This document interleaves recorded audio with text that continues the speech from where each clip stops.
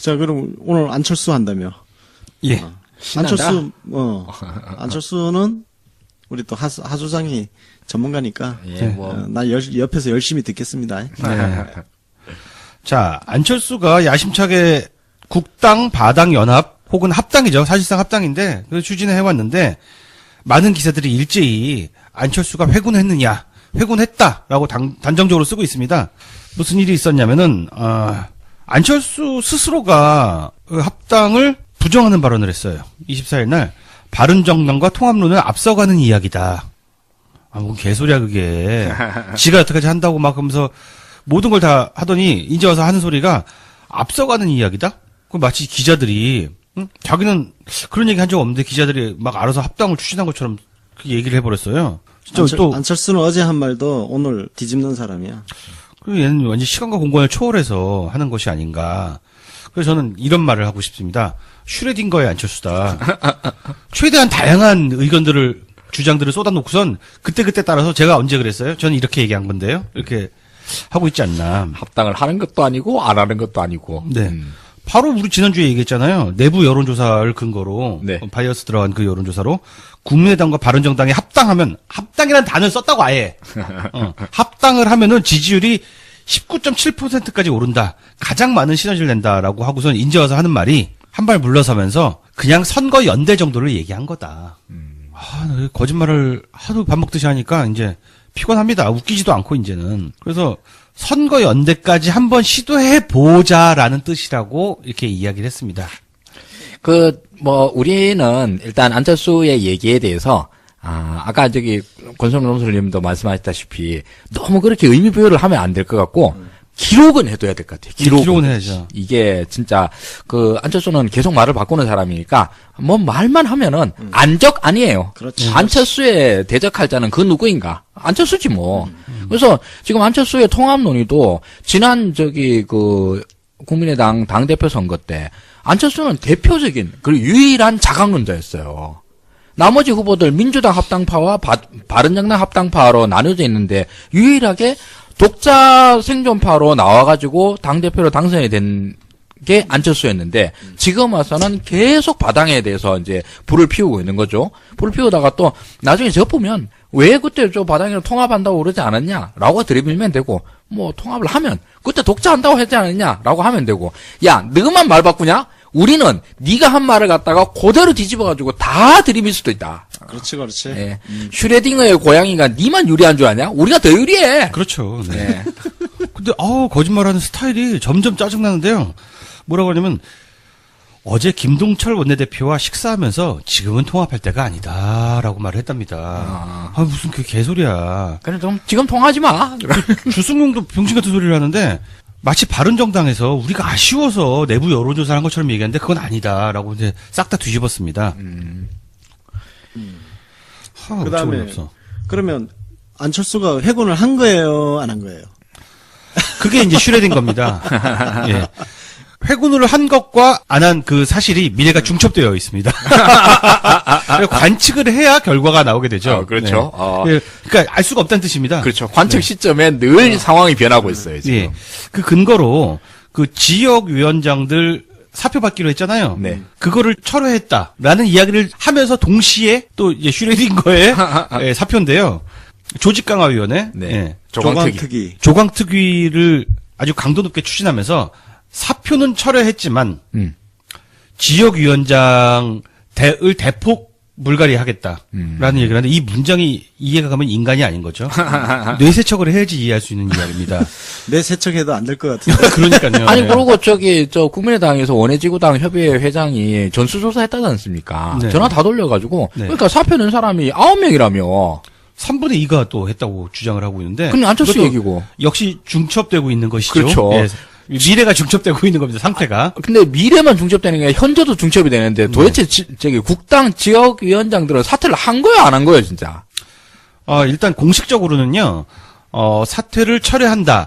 마음만 받겠다. 이거 진짜 재수없는데 이 재수없는 포인트가 오늘 굉장히 여러 번 등장을 합니다. 이 단순한 사실을 놓고서도 안철수는 마치 여러분들의 충정은 알겠다. 여러분들이 자발적으로 사표를 쓰겠다는데 내가 그거는 마음만 받겠다라고 얘기를 하면서 한편으로는 조각통일을 통해서 지역위원장 물갈이를 추진하겠다라고 하고 있는 겁니다. 이게 처음 나온 일이 아니잖아요. 내가 말하면서도 이게 무슨 말인지 잘 모르겠네. 저번에도 한번 네. 이렇게 지역위원장들에 대한 그 서명서 문제가 있었지 않습니까? 네. 그 국민의당 당대표 선거하기 직전에 네. 안철수를 지지한다. 뭐 이렇게 해가지고 안철수가 나와야 된다라고 가짜 해서 서명 조작. 네, 가짜 서명 조작 이걸 해가지고 했더니만 누가 도대체 서명했다는 말이에요. 서명서를 내놓으라. 그랬는데 안철수가 끝까지 안 내놔놨죠.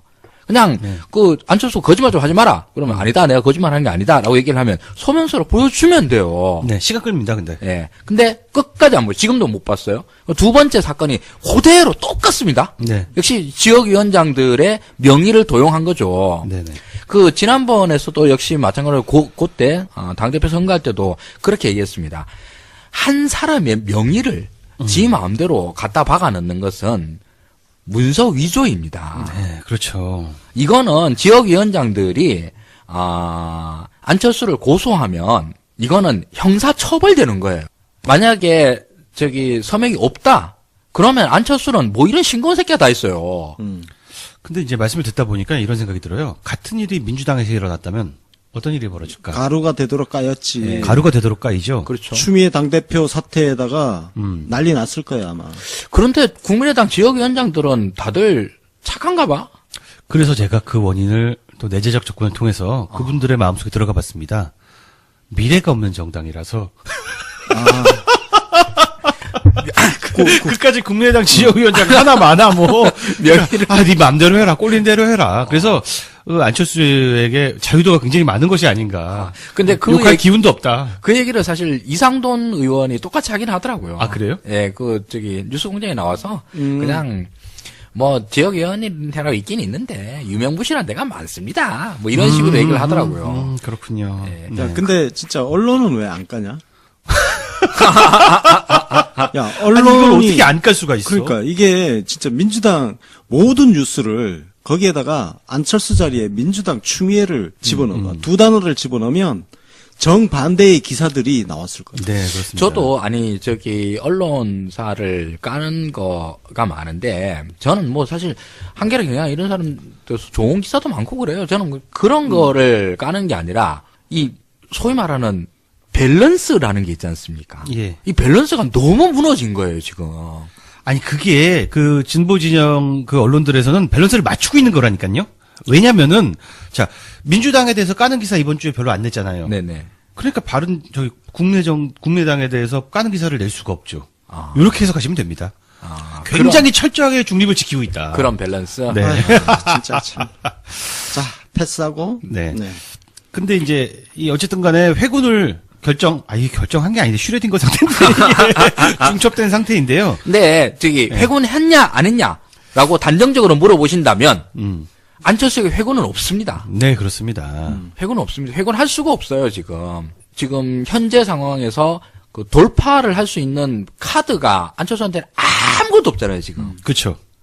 지금 할 수 있는 거는 유일하게 할 수 있는 건 소위 말하는 그쪽 동네 말로 하는 정계 개편을 통한 네. 인위적 수불리기 외에는 방법이 없어요. 아무 방법이 없어요. 그러니까 네. 이걸 회군할 수가 없는 상태인 거예요. 실제로도요, 지금 회군을 한 것처럼 말은 했는데, 안철수야 뭐 내일 다시 말 바꾸면 되는 거니까, 그렇죠. 여러 가지 말을 던져놨으니까 유리한 쪽으로 바꾸면 되는 것이고요. 네. 실제로는 통합 포럼 통해서 많은 자가 아니지. 바당 의원들이 만나서 교감을 하고 있습니다. 이원주라든가, 이제 뭐 주승용이라든가, 이런 사람들이 열심히 쿵짝을 맞추고 있어요. 네. 이게 굉장히 재밌는 게, 이 와중에 기사가 하나 바로 우리 방송 중에 쏟아졌는데, 바당 합당이 11월 3일에 일어난다는 기사가 나왔어요. 뉴스앤뷰스에서. 뷰스앤뉴스. 자유당과 바른정당 말이죠. 네네. 국바당이 아니라 자바당. 예, 그렇습니다. 근데 기사 내용을 자세히 보니까 어떤가요? 합당은 아니지. 네. 그냥 바른정당 그 탈당파들, 네. 김무성을 비롯한 그 탈당파들이 11월 3일에 자유한국당 최고위원회 네. 결과를 보고 판단을 한다는 건데 그건 11월 3일 날 자유한국당 그걸 봐야 알 수 있는 거지. 네, 일단 인원이 7명에서 8명입니다. 우리는 보통 이런 거를 합당이라고 부르지 않죠. 그렇죠. 합당이 아니지. 복당이죠. 복당이지. 복당. 네. 복당. 근데 다만 제가 이게 야당 전문가로서 자존심이 상했던 게 뭐냐면은 야 아무리 그 갈급한 애들이다 하더라도 그 김무성 최경환은 물러나야 들어오지 않을까 생각했는데 그 사람들의 지금 복당 명분이 박근혜가 출당된다면이랍니다. 생각보다 굉장히 눈이 낮고 자존심이 낮았던 거죠. 근데 저는 사실 지난 시간에도 솔직히 마음속에서 그런 조건 아무것도 안 중요하다고 생각했어요. 박근혜가 출당되면 어떡하, 안 되면 어떻습니까? 어차피 구치소에 있는데. 맞아요. 예. 그냥 돌아오고 싶으면 돌아오는 거죠. 돌아오고 싶은데. 정치인들이 이제 명분 만드는 것만큼 쉬운 일이 없어요. 그러니까요. 그렇죠? 예. 그럼 다음 그거 박근혜 출당해서 해서 안 된다 손 치더라도 다른 거 만들면 되지 뭐. 그럼 보세 통합을 위해서. 네. 아니 주당들이 술 마시는데 핑계 대는 거 얼마나 많이 만듭니까? 맞습니다. 자, 예. 문재인 정권의 독주를 막기 위해서 그렇죠. 또 시작해가지고 무처무도한 정권에 뭐 방송 장악을 폭주를 막아야 막기 된다는 위해서. 둥 뭐 있잖아요. 명분은 그냥 그날 기분대로 만들면 되는 것이고요. 보수가 이렇게 분열해서는 안 된다. 맞아요. 다스가 누구 건지 아이고. 궁금해서. 저희가 지난주에 제일 궁금했던 게 야권 정계 개편은 어디가 먼저 찢어지고 어떻게 찢어질까가 굉장히 저희도 궁금해했는데 어느 정도 윤곽이 나온 것 같아요. 그렇죠. 네. 지금 바른정당이 가장 구심력이 약하다. 그래서 세 가지로 쪼개지게 됐는데요. 자강파, 하태경, 유승민 등의 자강파들은 어떻게 될지 지금 모르겠고요. 네. 또 국민의당과 합당하려는 파가 존재하고 있고요. 7, 8명은 자유당으로 그러니까 복당을 하려는 세 가지로 찢어지게 생겼습니다. 그러니까 결국은 바른정당이 아무런 구심력이 없는 정당이었다는 게 지금 증명이 되고 있고 유승민이 신기루 위에 서 있었구나. 네. 그게 확인이 되고 있는 거죠. 한편으로는 좀 서글프기도 한 게 우리가 바른정당 칭찬하고 가끔 가다가 또 유승민 칭찬하고 한 데는 자유당이 영원히 좀 찢어져 있기를 바래서인 것이지 당이 예뻐서는 아니잖아요. 근데 당을 보니까 그런 기대를 가졌다는 게 진짜 처참할 정도로 저건 병신들이구나 진짜. 그러니까 처음에 40명이 나왔잖아. 네. 근데 20명이 이미 회군을 한 상태고. 그렇죠. 네. 남아있는 잔당 20명 가운데 또 추가로 지금 되돌아가는 거고. 이 땅의 그래, 수구정당의 수준이라는 게 어. 네. 그냥 공천 정치 인생의 목표가 공천. 그러니까 정치 철학이라는 것은 쟤들한테는 필요 없는, 네. 필요 없는 거. 그 사실 바른정당의 탄생 모든 당에는 뭐 역사에는 탄생 설화가 있기 마련인데 바른정당의 탄생 설화가 얼마나 하찮습니까? 네. 진짜 반기문이 들어오면 반기문을 반기문을 옹이하기 위해서. 옹이하여 네. 예. 선거를 갖다 제3지대. 촥촥촥 만들어서 승리한다. 이걸로 만든 정당 아닙니까? 왕년의 진짜? 친박연대 수준입니다. 그렇죠. 네. 예. 스스로 뭘 하겠다는 것도 아니고. 김무성이가 사실은 옛날에 그걸 한번 해봤잖아. 그렇죠. 경험이 있거든. 친박으로 출마했어요. 공천 탈락하고 친박으로 나가서 당선되고 다시 복당한 거예요. 그렇군요. 네. 친박에 이어 이번 친반으로 떴다가 정말 그러면은 그때 광을 팔아봤기 때문에 이번에도 한번 광팔이를 해보겠다고 나간 건데 처음부터. 그렇죠. 네. 그때는 박근혜를 팔아서 배지를 달고 다시 되돌아왔던 거지. 이번엔 박근혜를 차려고 나갔고 다시 또 돌아오고. 네. 정말 한심한 수준이죠. 자바당 합당 이야기는 네, 이 이 정도로 정도로 하면 뭐- 될 것 같아요. 네. 예. 그다음에 바른정당은 아주 네. 파편화된다. 자, 마치 안드로이드 기종 같다. 세 조각으로 일단 네. 쪼개지는 게 거의 그렇습니다. 현실화되고 있음. 자, 다시 안철수 이야기로 돌아가서 예. 안철수가 지지율 관련해서 했던 말이 있잖아. 네, 어떤 네티즌께서 그걸 아주 자세하게 모아주셨는데 각각의 말들을 들었을 때는 조금씩 짜증나고 말았는데 와 이걸 모아놓고 보니까 이제 특이점에 달했구나 이런 생각이 듭니다. 안철수가 이 이야기가 나온 이유는요. 안철수가 자기가 당대표가 되면 지지율이 올라가요라고 구라를 쳤기 때문입니다. 그렇죠. 거기서 혹은 국민의당 백성들도 한심하긴 합니다만 어쨌든 지지율이 안 오르고 있잖아요. 네. 예, 그 발언들을 한번 모아서 살펴보고요. 좀 한번 해설을 들어보고 싶습니다. 안철수가 8월 6일에 이렇게 얘기를 했어요. 나의 출마로 인해 당에 대한 국민들의 관심이 높아지고 있으며 지지율이 다시 오를 거다. 뭐 할 수 있는 이야기죠. 관심은 높아졌어요. 예, 관심이 높아졌죠. 그게 너무 웃겨가지고 관심이 높아지긴 했습니다. 그리고 내가 출마하자 지지율이 드디어 올라가고 있다. 이 우리가 당시 지지율을 찾아가지고 진짜 이 말이 맞는지 틀린지 확인해 볼 수는 없고요. 아니요, 제가 기억하고 있어요. 네, 올라갔습니까? 네. 올라갔군요. 네, 5%에서 6%로 대단합니다. 무려 20%나 올라갔어요. 20%. 대단한 컨벤션 효과가 일어났네요. 1% 올랐으니까. 그렇게 말씀하시면 안 됩니다. 5에서 6이라 그러면 20%가 오른 그렇죠. 겁니다. 20%가. 비율로는. 네, 1% 뭐지? 그 숫자, 그게 퍼센트 올라가. 포인트. 네, 네. 퍼센트 포인트가 올라가는 네. 거고. 그럼 밥 6숟갈 먹나 7숟갈 먹나 뭐. 이거 참 다릅니다. 그렇게 얘기하시면 안 됩니다. 네. 5숟갈, 6숟갈 20% 차입니다. 우리 하루 3끼 먹는데 여기에 한 끼 더 먹으면 우리 밥 먹는 양이 30% 증가합니다. 그런 거죠. 네. 그래서 이제 그 1% 어쨌든 간에 1% 올라서 자신감을 얻었나 봐요. 그래서 자기가 앞으로 한두 달 내에 지지율이 오르지 않으면 내년 지방선거는 해보나 마나라고 말을 했습니다. 해보나 마나네 그럼. 네, 해보나 마나가 지금 2달 남았어요. 네. 지금 10월 말이에요. 그리고선 이제 지금부터 슬슬 재밌어지는데요. 지지율 상승 예측은 오랜 경험에 정치한 지 몇 년 됐냐? 지지율 상승은 오랜 경험에 의한 것이고 대표가 당선되면 그때 한 단계 오를 수 있을 것이라고 말을 했는데 이 문맥만 보면 무슨 말인지 잘 모르실 텐데요. 그때 그런 얘기를 했어요. 내가 보니까 국민의당 지지율은 계단식으로 오른다. 지지자들의 열망이 모였다가 빵 폭발하고 또 올랐다가 또 빵 폭발하고 이렇게 오른다고 합니다. 언제 그랬는지 잘 모르겠는데 한 번도 그런 적이 없는 것 같은데. 예. 그래서 물 끓는 점이 뭐 99도가 어쩌고. 그 얘기가 이제 뒤에서 나오는데요. 이때 이미 이렇게 빵 터지는 소리를 하나 하기 시작합니다. 와, 이거는 뭐 무슨 법력 높은 스님이 하시는 법어 같아요. 지지율 하락을 하락으로 해석하면 안 된다. 그럼 상승으로 해석하랴? 네, 상승으로 해석을 하라는 얘기인 것 같습니다. 법륜 스님하고 친하더니. 이게 뭐 산은 물이고 물은 산이다 급의 이야기인데요. 지지율 하락을 하락으로 해석하면 안 되면은 문재인 대통령은 지지율이 계속 하락하고 있다는 얘기인가? 문재인 대통령은 지지율이 바닥이라는 얘기인가? 안철수는 그렇게 해석을 할 것 같아. 충분히 그러고도 남을 것 같아. 네, 아주 자기 마음이니까. 그러니까 뭐 내가 생각하는 게 그냥 사실이야. 네. 안철수는 자기가 생각하는 게 사실이야. 그냥 객관적으로 벌어지고 있는 거는 전혀 상관없어. 솔직히 얘기해서 사실이 뭐가 중요합니까? 믿음이 중요하지. 그러니까 자기 믿음이 중요하지. 네, 그렇습니다. 믿음이 곧 사실입니다. 세상 참 편하게 산다. 부럽다. 이렇게 될 거면 이미 대통령 아닙니까? 그러게.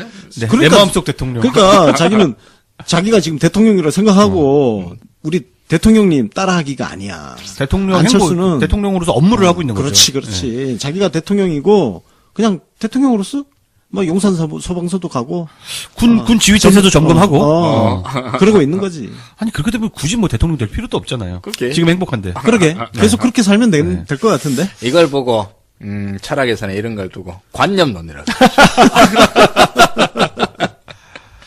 근데 이 얘기를 듣다 보니까 우리 그 생각이 나는데 이문열 소설 중에 무슨 황제를 위하여라는 소설이 있죠. 예, 그분은 그냥 자기가 왕입니다. 자기가 황제예요. 대한제국의 황제인데 그렇죠. 실제로 막 내각도 임명하고 그랬던 그런 불운한 황제의 이야기인 그런 소설이 있었죠. 이문열보다 훨씬 더 유명한 건 세르반테스의 돈키호테.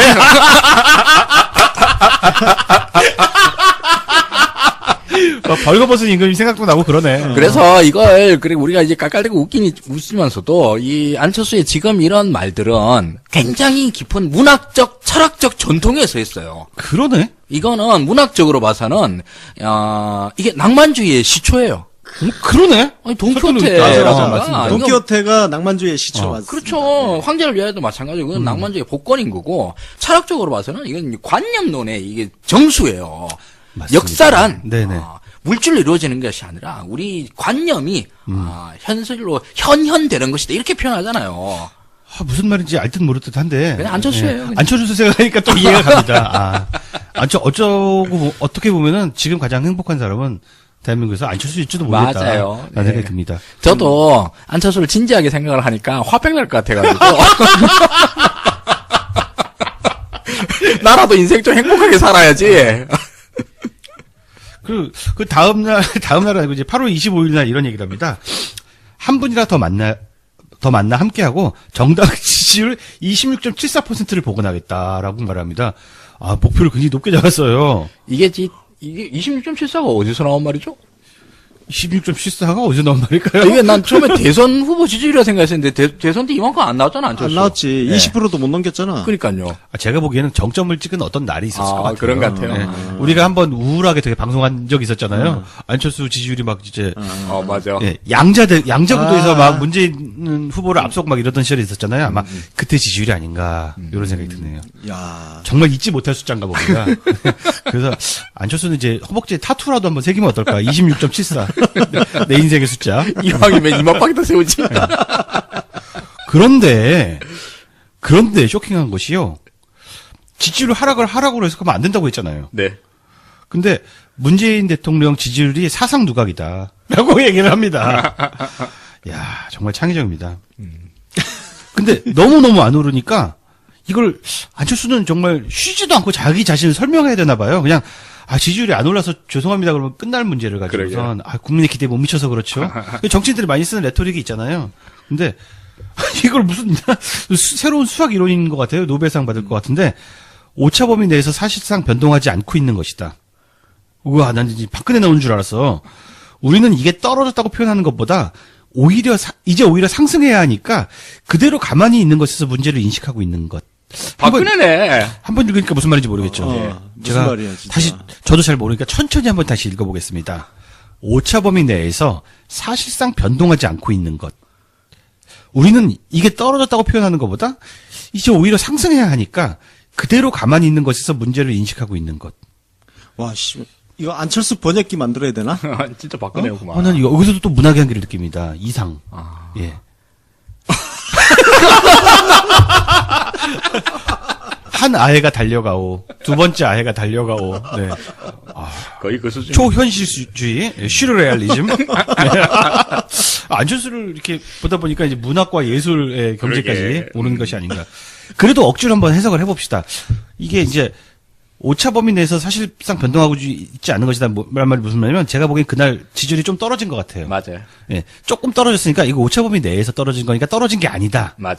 그런 얘기가 아닌가 싶어요. 그 얘기를 이렇게 길게 한 거예요. 근데 이제 오히려 상승해야 하니까 이거는 상승해야 된다는 말을 괜히 오히려라는 접속사를 잘못 넣은 것으로 보이고요. 그대로 가만히 있는 것에서 문제를 인식하고 있는 것이다. 이 얘기는 앞뒤 문장하고 호응은 없지만 네. 뭐 어쨌든 anyway란 말을 여기 넣었어야 됩니다. 그대로 가만히 있으니까 문제를 인식하고 있다. 나도 알고 있어.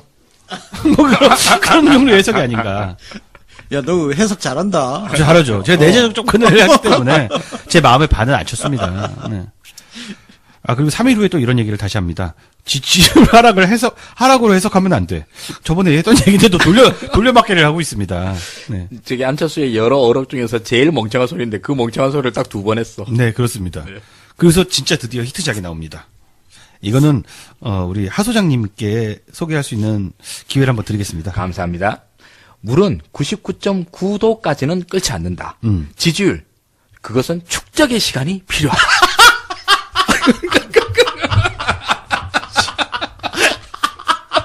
그냥 읽기만 해도 웃겨. 이제 최규석의 99.9도라는 네. 만화를 본 거죠. 네, 그렇죠. 근데 제가 보기에는 이제 본인이 본 건 아니고 그 안철수는 워딩을 써준 사람 따로 있다. 분명히 따로 있다고 보는데 그 사람이 그날 이 만화책을 본 게 아닌가. 그래서 안철수가 출근하면서 딱 한 거야. 그 보좌관한테 워딩 보좌관한테 야 오늘은 뭐라고 땜빵하면 되니? 근데 만화책 보다가 얘 99도부터는 안 끊는다고 하시죠. 오케이 그거 좋네. 아니 이놈의 물을 언제 끓는 거야? 이게요, 우리가 식당에 가가지고요, 이제 부탄가스를 딱 채워가지고 가스레인지로 김치찌개를 딱 끓이고 있습니다. 근데 물이 계속 안 끓어요. 그렇죠. 그럼 보통 사람들은 사람을 불러서 이 부탄가스 좀 봐주십시오. 라고 해야 됩니다. 근데 안철수는 잠깐, 물은 99.9도에서는 안 끓는다. 이 비등점에 올라야 된다. 그렇죠. 아니, 그러지 말고 부탄가스를 부라고, 부탄가스를! 부탄가스가 다 쓴 거야. 그게 안철수야. 근데 이 조금 더 큰 문제가 있는데 김치찌개를 올려놔놓고 끓기를 기다리는데 잘 안 끓는다 이런 문제가 아니라 네. 김치찌개 지금 얼고 있어. 가스레인지 올려놨는데 끓는 건 또 고사하고 김치가 막 꽝꽝 얼고 있는데. 근데 골 때리는 게 이게 한 5분 기다렸는데 김치찌개가 안 끓는데 안 끓는다고 뭐라고 하면 우리가 성격이 조급한 거지겠죠. 그렇죠. 지금 2달이 지났단 말입니다. 네. 게다가 또 안철수가 지 워딩 그대로 했잖아. 한두 달 내로 지지율이 오르지 않으면 내년 지방선거는 해보나 마나. 해보나 마나. 그래서 이제 통합을 하려고 하는 게 아닌가. 그렇죠. 예, 바당하고요. 네. 개인적으로는 통합을 해도 내년 지방선거는 해보나 마나라 생각합니다만. 네네. 근데 안철수 얘기하니까 또 떠오르는 게 있는데, 최근에 안철수 지지자들의 정신, 의식 구조를 이해할 수 있는 조사가 하나 나왔어요. 가장 신뢰하는 언론인 1위, 손석희. 3위가 안철수입니다. 그것도 좋다고 퍼나르더라, 안철수 지지자들. 지지율이 3점 몇 % 정도 나왔는데요. 1.6% 아니었나? 1.6%인가요? 네. 어쨌든 간에 미미한 오차범위 내에서의 사실상 변동하지 않고 있는, 우리는 이것이 떨어졌다고 표현하기보다는 오히려 상승해야 하니까. 네. 그 말씀 다시 말씀드리고요. 자, 안철수 지지자들은, 안철수가 언론인이라고 생각하는구나. 이건 너무 객적어서 이게 어떤 종류의 개그인지도 잘 모르겠다. 네. 안철수 참 좋겠다. 언론인으로 평가받아서. 그러게요. 네. 그럼 무려 3등이야. 3등이야. 네. 1등은 90%더라만. 안철수의 지지율 관련 어록들을 이렇게 한번 살펴봤고요. 마지막 이슈입니다. 안철수가 또 우리를 또 빵 터트리게 해주고 있는데요. 극중주의 쓴 지 며칠이나 지났다고요. 새로운 걸 꺼내놨습니다. 공화주의란 키워드를 꺼내놨는데요. 이거 하 소장님 좀 소개 좀 부탁드릴게요. 네, 자, 안철수가 진짜 공화주의라고 하는 말을 오늘 했더라고요. 네. 그러면서 공화주의에 대한 어디서 보고 뺏긴 말을 갖다가 길고 장황하게 썼어요. 잠시만요. 그거 한번 읽어보겠습니다. 난 참 희한한 게, 안철수가 극중주의 하면은 지지율이 오를 거라고 생각했는데 봐요. 안 올라. 아까 그 비서관 있잖아요. 네. 야, 딴 어딩 없냐? 딴 정치 철학 없냐? 걔 잘렸을지도 몰라. 그러게요. 안철수는 지금 극중주의를 네. 대체하는 단어로 공화주의를 선택을 한 것 같아요. 네. 근데 그 대충 공화주의가 그 뜻 아닌가요? 쉽게 얘기해서 네. 안철수는 대충 섞어찌개를 공화주의로 지금 생각을 하고 있는 게 아니냐. 그러니까 안철수가 생각하는 건 옛날부터 똑같아요. 새정치 시절부터 여도 아니고 야도 아니고 진보도 아니고 보수도 아니고. 근데 안철수가 그렇게 된 계기가 있을 것 같아. 한번 그 생각을 해본 적이 있어요. 예전에 어떤 여론조사에서 지지정당을 조사를 하면은 지지정당 없음이 높게 나오잖아. 그렇죠. 그럼 나 이거 할래. 그게 안철수의 어떤 이념이 아닌가. 원래 또 자기도 지지정당도 없었었고. 자기도 없었고. 네. 자기도 그 류에 이제 속해 있었었고, 이러니까. 네. 이제, 찰스의 공화주의는 찰스만 한 게 아니라 지금 현재 김태일 교수, 영남대 교수, 이 양반이 제2창당위원장으로 일하고 있는데 이 양반은 똑같이 얘기를 해가지고 그 당의 주역들이 지도부가 지금 다 공화주의라는 워딩을 써가지고 이걸 또 한 며칠 또 밀고 들어가려나 봐요. 안철수의 신문에 나온 걸 그대로 읽어보면 국민의당이 공화주의라는 가치를 소중하게 마음에 담고 중도 개혁의 길로 나가는 것이 우리들의 방향이라는데 공감한다. 어쩌고. 자, 그러고 공화주의는 뭐냐? 공화는 함께 잘 살자는 것이다. 사회적 약자들도 다 우리가 포용하고 함께 살아가자는 것. 이런 공화의 정신이 빠져있는 민주는 승자 독식으로 잘못 갈 수 있고 자유도 공화가 빠져있으면 그냥 힘 있는 사람의 세계가 된다. 어쩌고. 이렇게 나왔습니다. 자, 그러면. 이거 전혀 무슨 말인지 모르겠는데. 그냥 좋은 말은 다 들어있는 것 네, 같은데. 그냥 좋은 말이야. 그냥 좋은 말이야. 네. 근데 같이 살자. 같이 잘 살자. 그럼 나만 잘 살자는 정치 철학도 있습니까? 이게, 우리 찰스는 제가 2012년도 이때 정치 시작할 때부터 제가 찰스한테 맨날 하던 얘기가, 책 좀 봐라. 정치를 하겠다는 놈이 진짜 정치학 책 단 한 권도, 한자도 읽은 적이 없다. 그래서 제가 공개적으로든 또는 많은 기자들을 만나서라도 하는 얘기든 혹시라도 찰스 인터뷰할 일이 있으면 여태까지 좀 인상 깊게 본 정치학 책이 있으면 소개 좀 해봐달라. 이런 얘기를 하면 아무 말도 못할 거다라고 얘기를 해왔어요. 근데 지금 찰스의 이 공화주의라는 말 있잖아요. 이거는 공화주의를 찰스가 전혀 이해를 못하고 하는 말이에요. 전혀 이해를 못하고 하는 건데 제가 그냥 어차피 말 나온 김에 그냥 좀 진지 빨고 한번 얘기해 보겠습니다. 찰스도 이 이야기를 들으면 나한테 들어도 돼. 나한테 듣고 얘기해도 전혀 부끄러운 거 아니고 모를 수 있지. 공화주의 네가 얘기했다고 해서 꼭 알고 얘기해야 되냐 모르고 할 수 있지. 지금부터 좀 알고 얘기를 해봐. 이런 소위 말하는 공화주의 또는 공화주의와 이제 거의 가까이 있는 게 사실 민주주의입니다. 이 두 개가 이제 같이 쌍으로 가는 것인데 이건 근대의 시민혁명에서 나온 두 가지 이데올로기예요. 근데 근대혁명은 뭡니까? 이게 중세를 근대로 뒤집어 엎는 거지 않습니까? 이게 제일 큰 것은 중세의 신분적 질서를 개인의 자유로 대체하는 것이지 않습니까? 그럼 여기서 맨 처음에 나오는 게 개인이에요, 개인.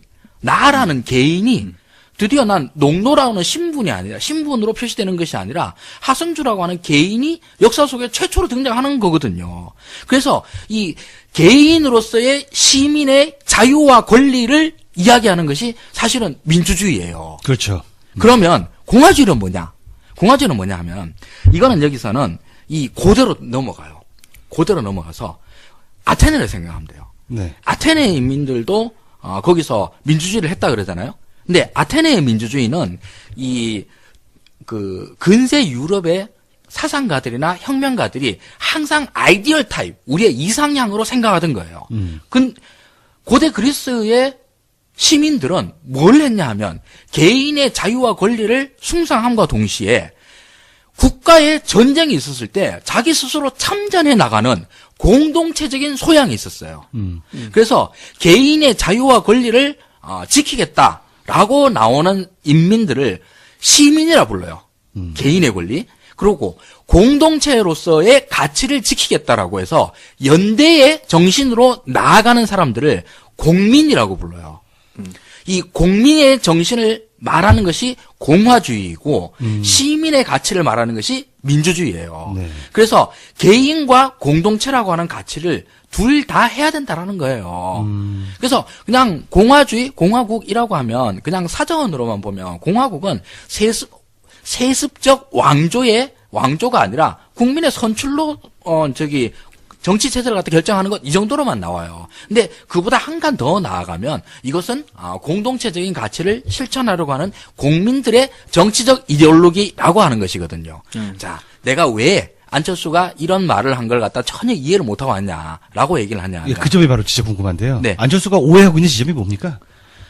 야, 이 새끼야, 너는 촛불 집회 안 나갔다며. 그렇지. 그거 이제 자랑스럽게 여기던데. 대한민국에서 21세기에 대한민국의 국민들은 전 세계에서 국민적 가치를 가장 잘 실천한 국민이에요. 뭘로? 촛불 집회로 무도한 권력을 타도했잖아. 바로 그렇습니다. 네네.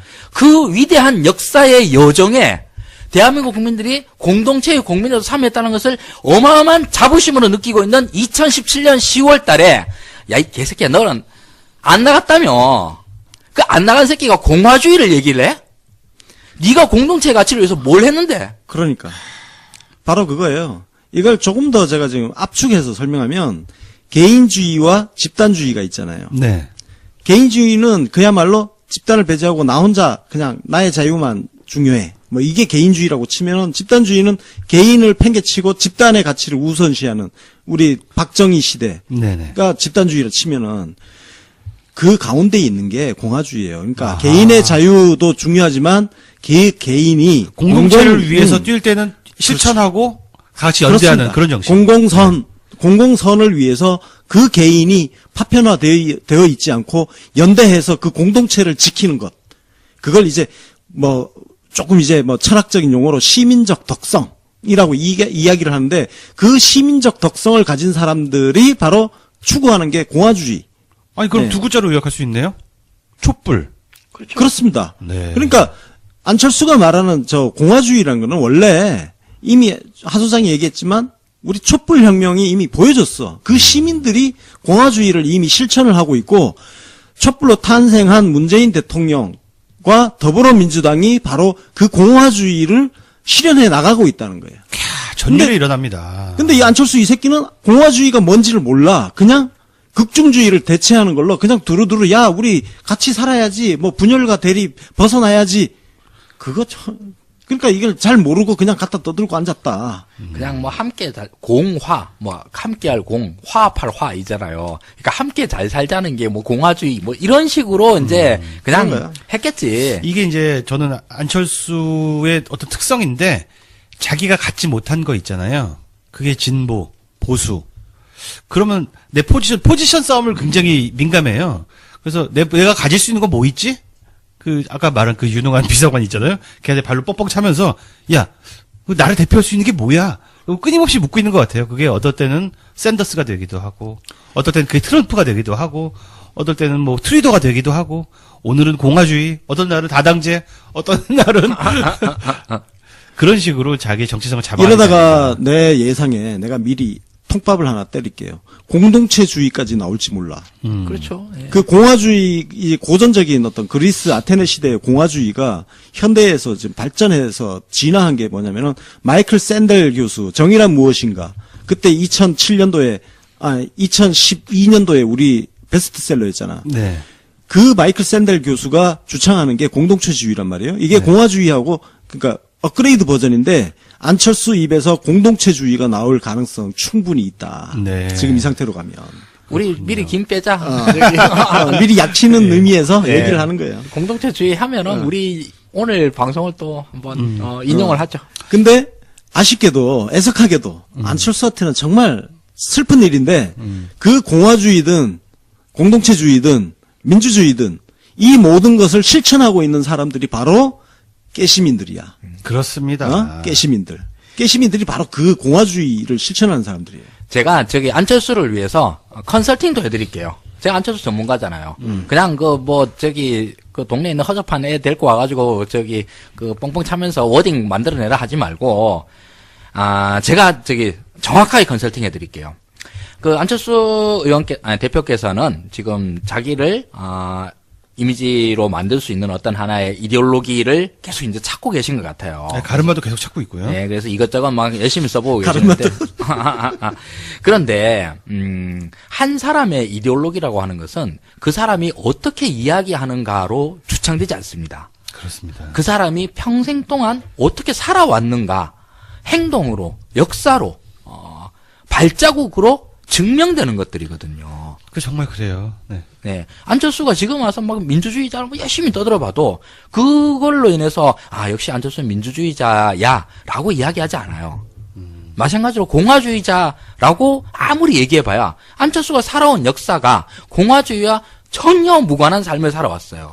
그래서 맞습니다. 예, 그래서 제가 안철수를 한테 지금 딱 정확하게 그 안철수의 살아온 역사와 그 발자국과 그 행동으로서 진짜 바로 즉각적으로 우리한테 와닿을 수 있는 포지셔닝은 하나밖에 없습니다.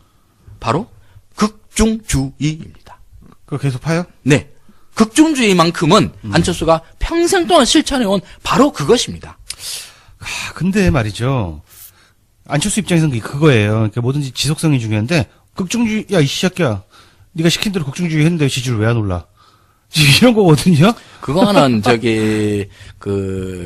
안철수의 뭔가의 문제, 왜 이럴까? 안철수 극중주의를 했는데 왜 지지율이 안 오를까? 이렇게 물어서는 안 돼요. 그건 정확한 질문이 아니에요. 세상에 할 게 없어가지고 극중주의를 자기 이데올로기로 내미는 안철수의 지능이 모든 걸 다 설명해주고 있기 때문에 더 얘기할 필요도 없어요, 사실은. 방금 하 소장님 말씀 중에서 정말 명쾌하게 들렸다는 부분이 뭐냐면은 자기의 삶의 궤적으로 자기 이념을 표현하라는 얘기잖아요. 그렇죠. 그게 김대중이란 거인, 노무현이란 거인, 문재인이란 거인인데요. 안철수는 아무리 생각해도 그 답을 못 찾겠지만 본인이 문재인을 뛰어넘을 수 없는 이유는 그 삶의 궤적이 훌륭하지 않기 때문에. 그럼요. 특정 이념을 표방할 수 없기 때문에라고 할 수 있을 것 같아요. 이것 할 수 있는 게 극중주의. 즉, 네. 극단적 눈치주의. 네, 그렇습니다. 극단적 눈치주의는 해왔어요. 그리고 진짜 결론적으로 너무 진짜 허무할 수도 있는데 진짜 이건 얘기를 해줘야 될 것 같아. 원래 공화주의라는 건요. 공화국 그러잖아 우리. 네. 왕이 없는 나라를 의미합니다. 맞아요. 원래 기원 자체가. 세속적 왕조를 반대하는 것. 군주제가 없는 나라는 공화국이라는 명칭을 다 씁니다. 그래서 영국은 공화국이라고 이름을 붙이지 않잖아요. 스페인 공화국 안 붙여요. 일본 공화국 안 붙여. 근데 킹덤이죠. 우리나라, 미국 다 공화국 붙여.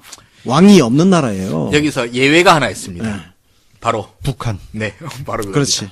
그 옛날 과거 볼테르가 신성 로마 제국에 대해서 신성 로마 제국은 첫째로 신성하지 않고 둘째로 로마가 아니며 셋째로 제국이 아니다 그랬어요. 제가 21세기 하승주가 또 얘기를 하면 조선인민민주주의 공화국은 첫째 조선이 아니고 그건 조선은 이시왕이고 그렇지. 북한은 김씨 왕조니까 조선이 아니에요. 둘째로 인민이 아니며 거긴 신민이 삽니다.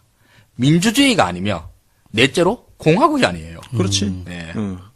하여튼 뭐 이런 것까지 우리가 참 초딩이니까 네. 가르쳐 줘가면서 뭐 앞으로 계속 놀려 먹어야지 뭐. 네. 예. 또 정치 파케니까 그냥 정치학의 기본 이론 이런 것도 한번 들고 아, 와가지고. 안철수 덕분에 어쨌든 두 분께 굉장히 수준 높은 강의를 또 듣게 되었는데요. 오늘만큼은 안철수에게 감사하다는 말씀 꼭 드리고 싶습니다. 네. 공화주의까지 이야기하고. 두 분의 강의 너무 잘 들었고요. 예. 뭐 이야기가 길어졌는데 이쯤에서 정도는 마무리하도록 하죠. 네, 네. 이 정도 정리하면 될 것 같아요. 안철수는 뭐 네버엔딩 스토리니까 앞으로 네. 또 하게 될 겁니다. 안철수 자, 롱런 하라. 예.